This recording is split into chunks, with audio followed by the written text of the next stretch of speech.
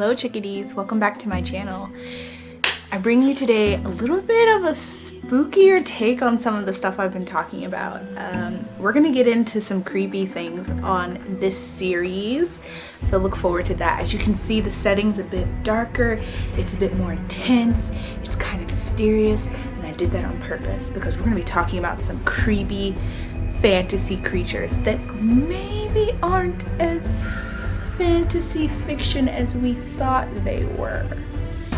Let's get into it. Today, the first creature I'm going to bring to you is called the Golem. The Golem. So some of you may have already heard of this creature before. It's been depicted in so many pop culture references, so many different movies, so many different versions.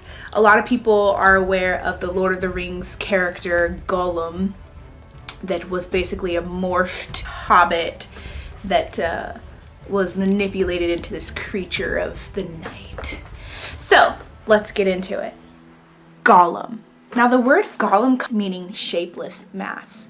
So it's this creature that doesn't really have a full identifiable form other than it does look kind of humanesque in build and body, but it's completely made out of clay or earth. Oof. Okay. So how are these creatures created? First, let's start at the beginning and talk about where they came from and how they came about.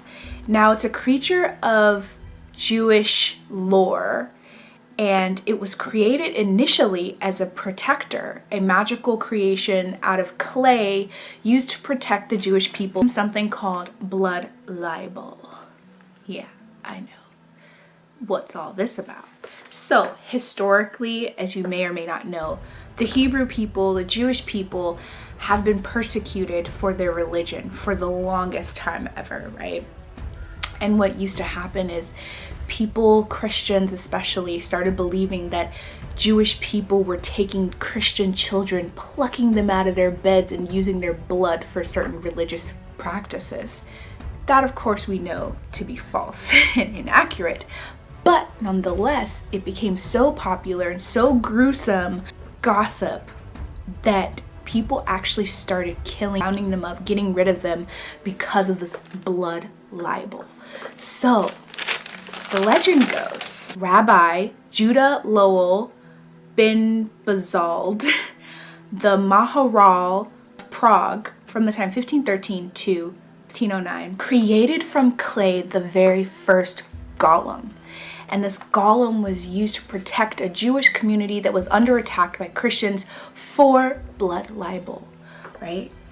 And this creature had immense strength, and it used that to crush the enemies in its wake. There's some debates on what the process of the creature actually being made, but what is common is that it comes from the earth, has no soul, it's completely soulless. And the only function it has in life is what its creator gives it to do. It has no other thoughts outside of what the creator tells it.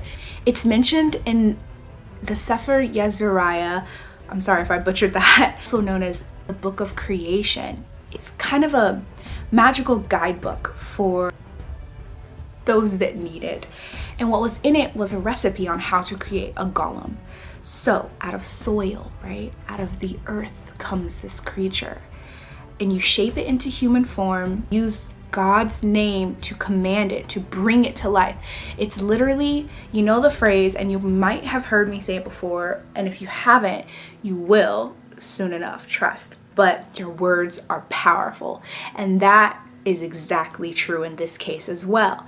The word, even the word of the Lord, literally gave life to these creatures. And that's why they're so biblical in a way. And that's why they became so influential. And so a lot of the time, certain words were carved onto the foreheads of the creature. And that word is where the power beget in the creature that gave it life, once you've carved the word God into it. There are other certain variations to that story. Some say you only have to use some of the alphabet to command it because the alphabet itself was from God.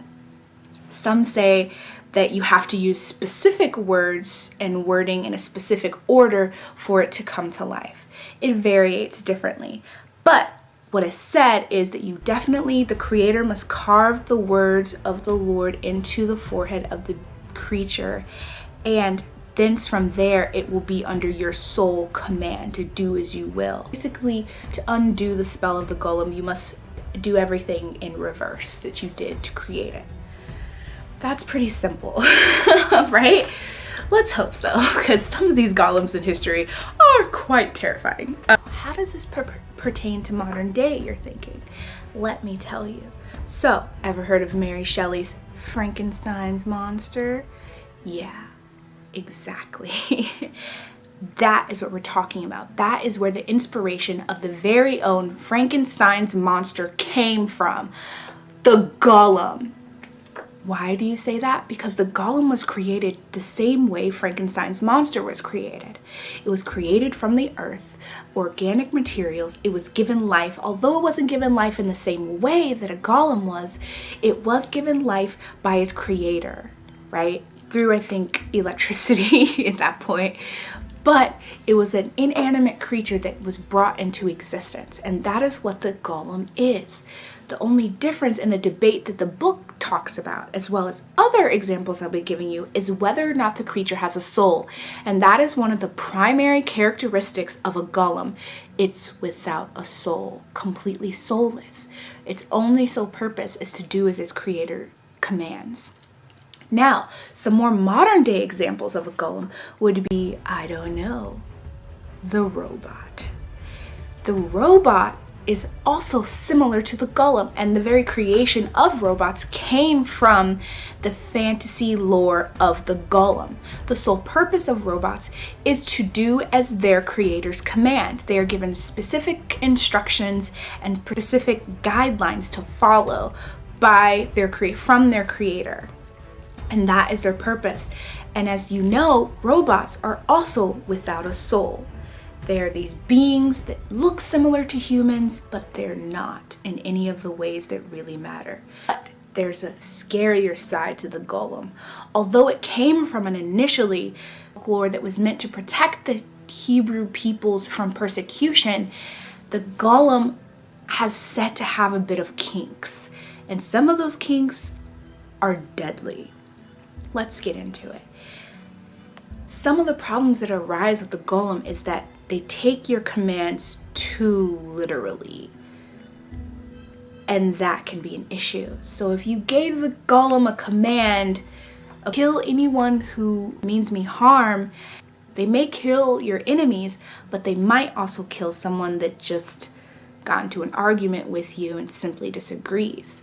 That maybe was your friend and you didn't mean for them to get harmed, but they did. That's also very scary. The golem is such an interesting creature. There's so many references in magic lore and other cultures that bring life to the golem. If you ever decide to make your own golem, make sure you remember that they might take your orders a little bit too literally, and they're very strong. That's all for golem, you guys. I hope you enjoyed this beginning video to an interesting series. I'm going to be talking about some other creatures. Make sure you check back every Friday. I'll always have a video for you every Friday. Make sure you like and subscribe. Hit those buttons on that video if you enjoyed, and we'll get into some more spooky creatures that are a lot more alive than you think they are in present day time. It gets scary, you guys. Anyway, thanks for watching. Love you guys.